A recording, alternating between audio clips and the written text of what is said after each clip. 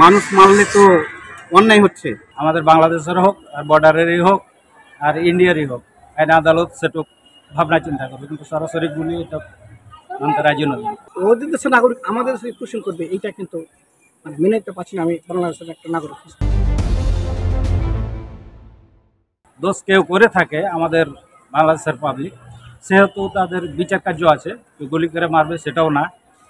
এখন তারপরও আইন আদালত আছে, আমাদের বাংলাদেশের হোক আর বর্ডারেরই হোক আর ইন্ডিয়ারই হোক, আইন আদালত সেটুক ভাবনা চিন্তা করবে, কিন্তু সরাসরি গুলি এটা মানতে রাজি নয়। দু দেশের সরকারকে বলছি, আপনারা সীমান্তে কাজ করতে গেলে যে মানুষকে মারতে হবে এটা না। আপনারা দেখেন সে লোকটা যদি অপরাধ করে তাদের দেশে আপনারা নিয়ে যে ধরে রাখেন, আমাদের বিডিআরকে জানান, তারপর বিডিআরকে জানার পর আপনারা বৈঠক করে তাকে দেখেন যে সে যদি নির্দোষ কি মাল পাচার করছে কি অন্যায় করছে, সেটা দেখার পর তাকে বিচার করতে হবে, শাস্তি দিতে হবে।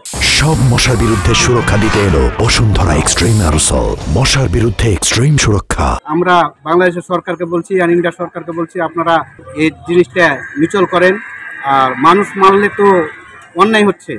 আমাদের তো বিডিআর একটা মানুষ মারে না, ইন্ডিয়ার, তা ওরা কেন মারছে? এটা থেকে আমরা মুক্তি চাই।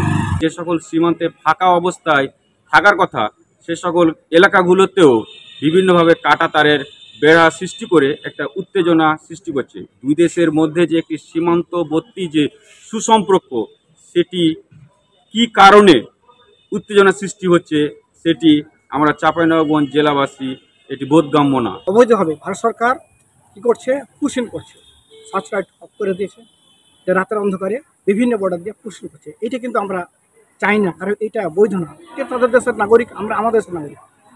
ওদের দেশের নাগরিক আমাদের দেশে পুশিং করবে, এইটা কিন্তু মানে মেনে নিতে পারছি না। আমি বাংলাদেশের একটা নাগরিক।